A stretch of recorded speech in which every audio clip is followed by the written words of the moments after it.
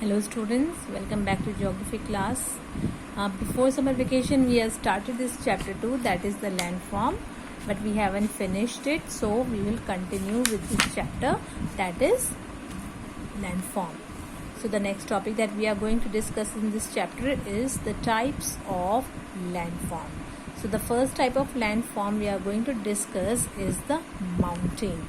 Okay, so mountain is what? The higher, you can say a highland is known as a mountain. A highland, or you can say a portion of land surface rising considerably above the surrounding country, either as a single eminence or in a range of chain, is known as a mountain.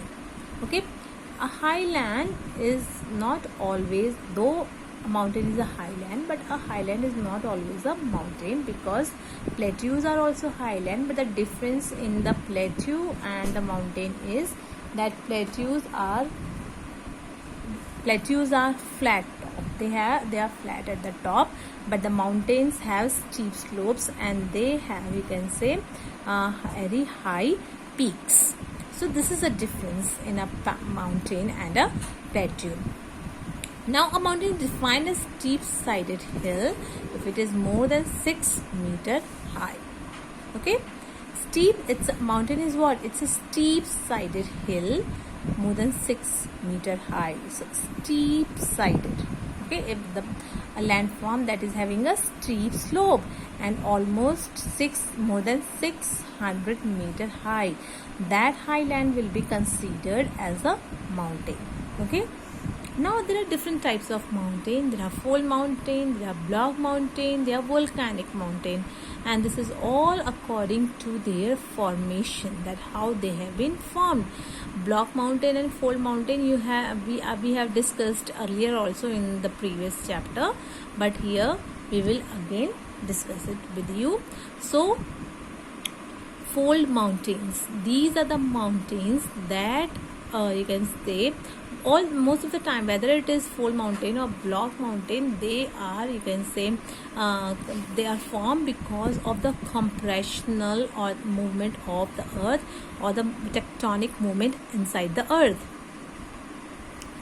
Now when we talk about the fold mountains, a fold mountain is also caused by the compressional movement of the earth, or you can say a part of the earth, and the fold mountain has two parts. The upraised parts are called anticlines and the downwards are called syncline. Okay, anticline and syncline. This is anticline and this is syncline. These two are the parts of a fold mountain.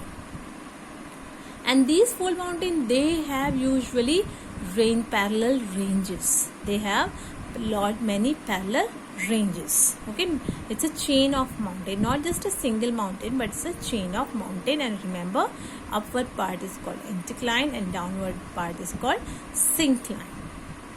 Now most of the mountain in the world, they all are fold mountain, whether we like you can say take the example of if we take the example of Himalayas, then Himalaya is also a fold mountain. And because you can see that Himalaya has many parallel ranges, it has lots of chain. It's a big chain of mountain, and it also has been formed because of, you can say, the compressional movement or the compressional forces which acted inside the earth. Now what are the characteristics of fold mountain? First is, these mountains are characterized by ruggedness of relief. Okay, so they have a rugged feature, rugged relief, uneven. It's not smooth. Okay, uneven. And then they are arc shaped and mostly constitute of sedimentary rock. They are in the form of arc, and these mountains mostly have sedimentary rocks.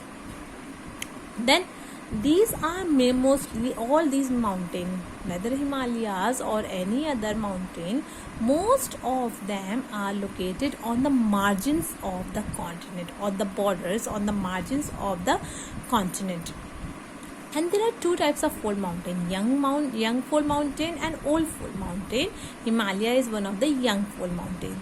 And young fold mountain, they have rugged features, like they have pointed peaks, steeper and deeper slopes. But what happens to the old mountain? Due to the continuous erosion by the water and the wind, these mountains, they are eroded by the water and the wind, and they do not have, the old fold mountain do not have such higher peaks, and they do not have a very steep slopes. So difference in the young mountain and the old fold mountain is that young fold mountains, they have higher peaks, pointed peaks, steep and deep slopes. On the other hand, old fold mountains, they do not have high peaks, they do not have pointed peaks. They have, you can say, rugged they have like old fold mountains, they do not have pointed peaks, and old fold mountain do not have very steep and deep slope, because they have been continuously eroded by water and wind from a long time. Then fold mountains are one of the oldest, you can say the largest complex system.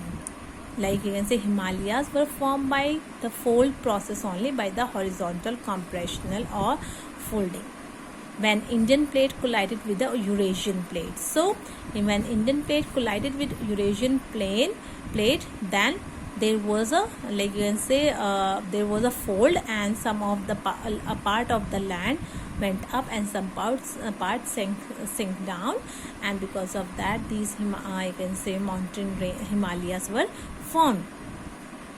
Now if we take the example of other young fold mountain in the world, then we have Himalayas in India, Rockies in North America, Andes in South America, Great Dividing Range in Australia, Alps in Europe, and Atlas Mountain in Africa. These are some of the example of young fold mountain in the world, and all these mountains are a big chain of mountain.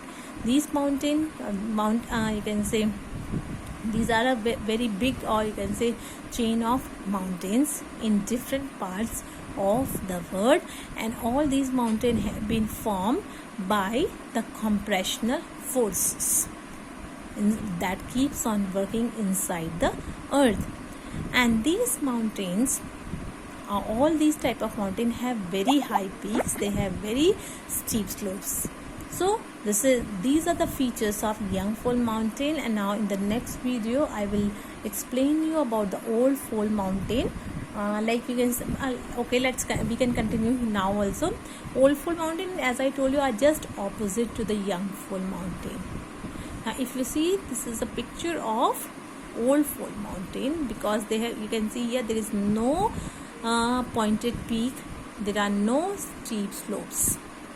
This is because continuously water and wind are eroding it and taking away you can say rocks from here. As a result, they have become lower. As a result, their slopes have become gentle. The slopes are not so, you can say, steep. And when we look about the distribution of the old fold mountain, then one of the example of old fold mountain are the Appalachians in North America, Urals in Europe, and Aravallis in India. So in India, we have both the type of fold mountains, young fold, that is Himalayas, and old fold, that is Aravallis. And other old fold mountains are Appalachians in North America and Urals in Europe. Okay, so these three, Appalachians in North America, Ural in Europe, and Aravallis in India, these three are example of old fold mountains. So this is the picture of Aravallis, and this is the picture of Himalayas. Here you can see a continuous chain of mountain with very steep slopes and pointed peaks. Okay, so let me stop here. In the next video I'll explain you about the next landform. Till then, goodbye and take care. If you have any query, you can ask me. Bye bye, take care.